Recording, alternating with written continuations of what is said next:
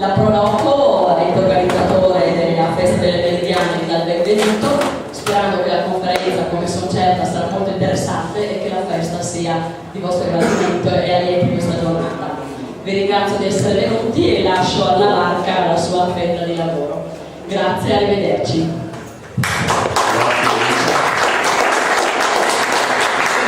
Bene, ci ritroviamo anche quest'anno, appunto la sesta edizione della Festa delle Meridiane e quindi anche la sesta conferenza che noi organizziamo come Circolo La Larca. Ogni anno abbiamo coinvolto delle persone appassionate ed esperte su questo argomento.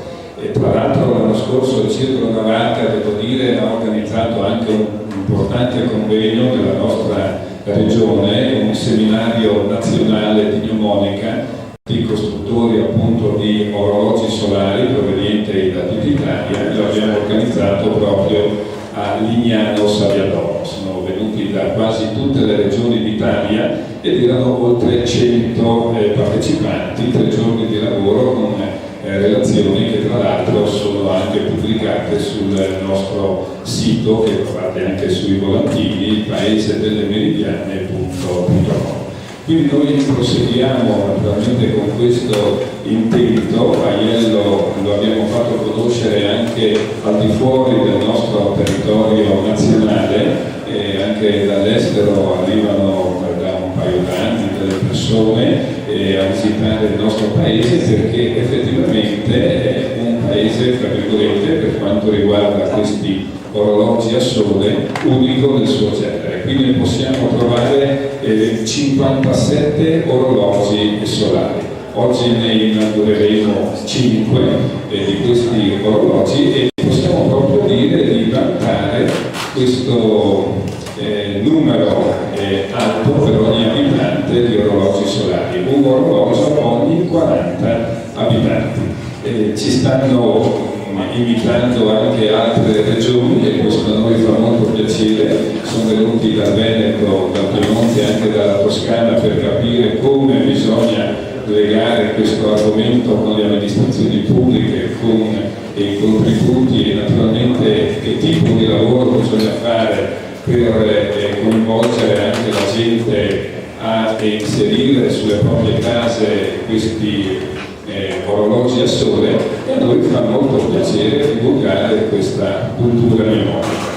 In questi anni abbiamo stampato anche 2 pubblicazioni, 2 libri che trovate anche in vendita qui all'uscita della sala. Il primo praticamente sarebbe esaurito, è stato stampato nel 98, Meridiane del Friuli Venezia Giulia, però avendo ancora come circolo una trentina di copie, ne abbiamo portate alcune, quindi quello blu che trovate fuori sono proprio le ultime copie che potete ancora trovare, perché in librerie non ci sono. Mentre l'altra pubblicazione, Le ore del sole, che è stata una pubblicazione corposa con la prefazione anche di Margherita Hack, quello lo trovate in tutte le librerie, ma anche qua.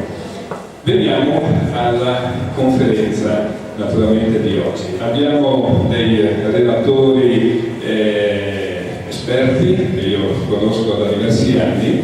Il primo sarebbe il violinista Paolo Almeri da Trieste, che lo dovrò sostituire perché purtroppo ha avuto un problema all'ultimo momento e quindi il suo argomento lo tratterò io, e sarebbe la meridiana di altezza che il Circolo La Larca ha donato ai donatori di sangue della sezione di Aiello e Ioannis proprio 15 giorni fa, durante la festa del 45esimo anniversario di fondazione della sezione qui locale dei donatori di sangue.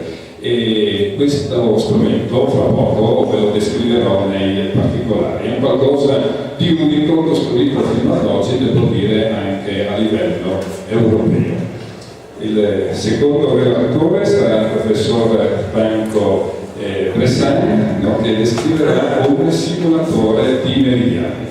Bene, il comune di Aiello ha ricevuto un contributo dalla Comunità Europea per realizzare qui un centro didattico della misurazione del tempo che dovrà essere ultimato entro quest'anno. E il Comune, in collegamento con l'Istituto Tecnico Valignani e con un istituto tecnico di Nuova Gorizia, sta realizzando un simulatore tutto automatizzato e il professor Ressan poi ve ne parlerà. Dopo di lui ci sarà l'astrofilo di San Giorgio di Magrano, Claudio Cecotti, che è stato anche alle precedenti conferenze, si ricorderà certamente di lui, argomenti molto particolari. Quest'anno porterà l'argomento che è l'astrolabio universale di Al-Zarqani, quindi uno strumento per misurare naturalmente diverse cose, lo vedremo fra poco. Erardo Zarro invece tratterà, e quindi abbiamo anche un esempio, le misurazioni del tempo che l'uomo ha utilizzato durante le sue epoche di storia. Qui nel cortile delle Meridiane effettivamente abbiamo tutti gli esempi di misurazione del tempo dall'antichità fino ai giorni nostri, con la presenza di 16 orologi solari. E poi avremo una presenza molto particolare, ha fatto anche la conferenza qui da noi venerdì sera, e avrà uno spazio dedicato in questo momento, e una persona che arriva da molto lontano, arriva da Teheran ed è il direttore dell'unica rivista di astronomia del Medio Oriente, Nujum, che vuol dire stelle, Babak Tefraji, che tratterà un argomento di un'eclisse che è avvenuta alcuni anni fa, però vista dall'Antartide. E per finire vi presenteremo in anteprima un filmato della costruzione del calendario solare più grande della nostra regione, che occupa tutta la piazza praticamente della frazione qui di Io.